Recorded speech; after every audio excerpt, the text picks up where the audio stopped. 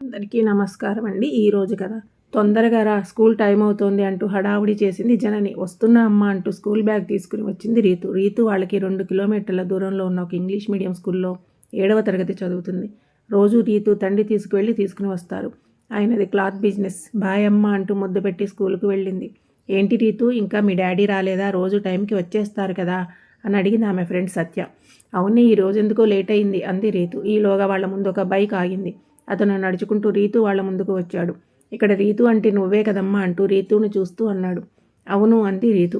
మీ నాన్నగారికి కొంచెం పని ఎక్కువ ఉండడం వల్ల రాలేకపోయారు. అందుకే నన్ను పంపించారు నేను తీసుకురమ్మని. తొందరగా రామ్మా వెళదాం అన్నాడు వచ్చినతను. నాన్న ఎంత పనిలో ఉన్నా ఎప్పుడూ ఇలా పంపించలేదు ఎవరిని. ఇతన్ని నమ్మాలా వద్దా అని ఆలోచిస్తోంది రీతు. ఇంతలో సత్య, ఎందుకే ఆలోచిస్తున్నావు, వెళ్ళు అంది.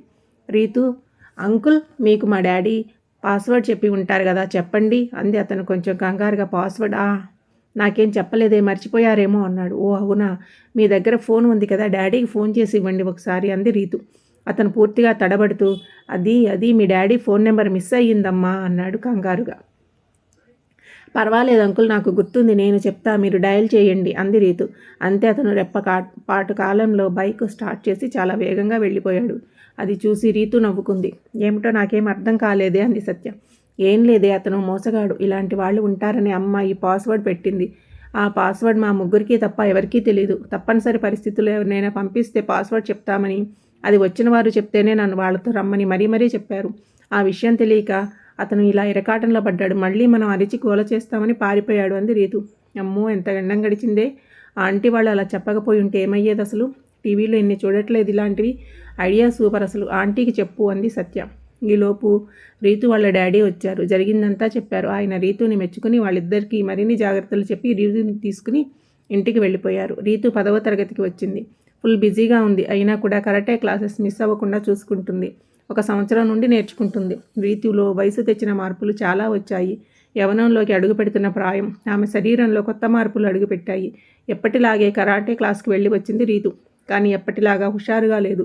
సరైన విశ్రాంతి లేక అలా ఉందేమో అనుకుని తనకి ఏ విధమైన ఇబ్బంది కలగకుండా చూసుకుంది ఆమె తల్లి. 1 వారం గడిచింది. రీతులో చిరాకు ఎక్కువైంది. వాళ్ళ నాన్నతో ఏదో చెప్పాలనుకుని చెప్పలేకపోతుంది.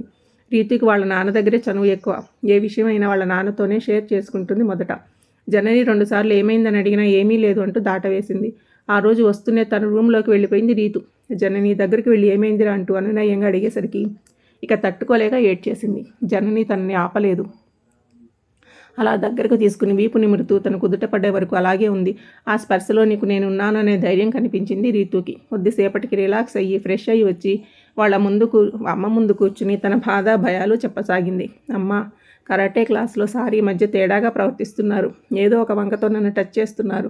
నడుము దగ్గర నొక్కడం, ఏదో ఒక ప్లేస్లో తాకడం చేస్తున్నారు. మొదటి 2 రోజులు అంతగా పట్టించుకోలేదు నేను. నిజంగా నేను పొరపాటు చేస్తున్నానేమో, ఆయన చెప్పింది చెప్పినట్లు నేర్చుకోవట్లేదేమో క్లాస్ అనుకున్నా. కానీ రాను రాను చేతులు వేయడం ఎక్కువయ్యింది. చూసేవారికి నాకు నేర్పిస్తున్నారు అనుకుంటున్నారు, కానీ ఆయన ప్రవర్తన నాకు నచ్చట్లేదు. నేను ఇంకా కరాటే క్లాసెస్కి వెళ్ళనమ్మా. నీకు నాన్నకు కూడా ఈ విషయం ఎలా చెప్పాలో అర్థం కాలేదమ్మా అంది కళ్ళు తుడుచుకుంటూ. అంతా విన్న జనని కొంచెంసేపు మౌనంగా ఉండి తర్వాత మాట్లాడడం మొదలుపెట్టింది.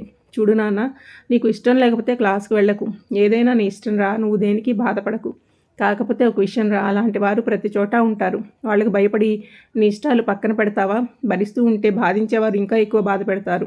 అలా అని పోట్లాటికి దిగితే తప్పు నీదే అని చూపించగల సమర్థులు ఉంటారు. ఇలాంటి వారికి కర్ర విరగకుండా పాము చావకుండా అన్నట్లు ప్రవర్తించాలి మనం. వాళ్ళు మనని టచ్ చేయడానికి కాదు కదా, మన గురించి కూడా ఆలోచించడానికి కూడా భయపడాలి. అలా చేయాలి. ఈసారి అతను నేను టచ్ చేసినప్పుడు అనుకోకుండా తగిలినట్లుగా కొట్టు అతన్ని. నువ్వు నేర్చుకునేది దాచుకోవడానికి కాదు. నీకు ఆపద ఇబ్బంది కలిగినప్పుడు ఎదుటివారు ఎవరైనా కానీ నువ్వు నీ విద్యకు ఉపయోగించు. నేను చెప్పింది నీకు అర్థమైందా రీతు అంది జనని. అర్థమైందమ్మా, thank you so much. I love you అమ్మా. రేపు చూడు నా తడాకా అంది రీతు. అది అలా ఉండాలి బంగారం. ఐ లవ్ యూ టూరా అంటూ ముద్దు పెట్టుకుంది.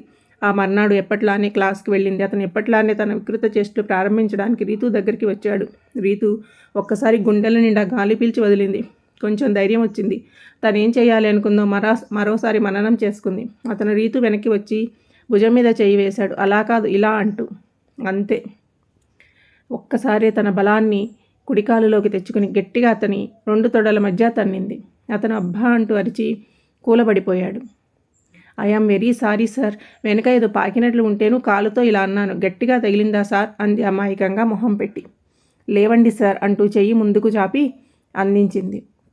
పర్వాలేదు అంటూ కొంచెం భయంగా చూసి లేచి పక్కకు వెళ్ళిపోయాడు సార్ పొజిషన్లో ఉన్న ఆయన గారు.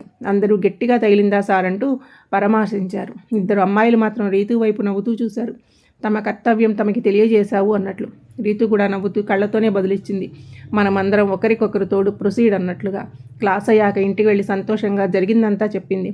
వెరీ గుడ్ రా, మంచి పని చేశావు. ఇలాంటి వారికి అలాగే బుద్ధి చెప్పాలి. కానీ అందరికీ దండనతో చెప్పలేం. కొంతమందిని బుద్ధితో జయించగలం. అర్థమైందా అంది జనని. అంటే ఎలా అమ్మా అంది రీతు. ఎలా అంటే నాకు జరిగిన ఒక అనుభవం చెబుతా విను. నువ్వు చిన్నగా ఉన్నప్పుడు మనం వేరే ఇంట్లో ఉండేవాళ్ళం.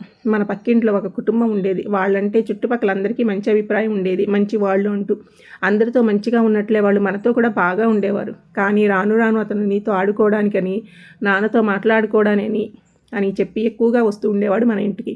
అలా కొంచెం స్నేహం ఎక్కువ అయ్యింది మా మధ్య. కాలం గడిచే కొద్దీ నాన్న లేకపోయినా నీతో ఆడుకోవడానికంటూ వచ్చేవాడు. అతని భార్యకు అతనంటే చాలా నమ్మకం. చాలా ఇబ్బందిగా అనిపించేది నాకు. నాన్నతో చెప్తే అతను చాలా మంచివాడు, చిన్నపిల్లల మీద ఇష్టంతో అలా వస్తున్నాడు అంతే అంటూ ఆ విషయం పట్టించుకోలేదు. ఒకరోజు అతను తన మనసులో మాట బయట పెట్టాడు, నన్ను ప్రేమిస్తున్నాను అంటూ. నేను షాక్ అయ్యాను. చీ అన్నాను. మళ్ళీ ఎప్పుడు ఇటు రావద్దు అంటూ తిట్టకుండా పంపించేశాను. 4 రోజులు ఇటు రాలేదు. తర్వాత ఒకరోజు నా దగ్గరికి వచ్చి, మర్యాదగా నేను చెప్పిన దానికి ఒప్పుకో, లేకుంటే నీ మీద చెడుగా అందరికీ చెప్తాను. నేనంటే ఇక్కడ అందరికీ మంచి అభిప్రాయం ఉంది. నేను చెప్తే తప్పకుండా నమ్ముతారు. నువ్వు ఏం చెప్పినా ఎవరూ నమ్మరు. నీకు రేపటి వరకు టైం ఇస్తున్నా అంటూ బెదిరించి వెళ్ళిపోయాడు. సమయానికి మీ నాన్న కూడా ఊర్లో లేరు. 2-3 రోజులు రారు. ఉన్న ఈ విషయం ఎలా చెప్పాలో అర్థం కాలేదు. భయం వేసింది. చాలా ఏడ్చేశాను. సాయంత్రం మళ్ళీ వచ్చి బెదిరించాడు. రేపు 10 గంటలకు మా ఆవిడ ఊరు వెళ్తుంది.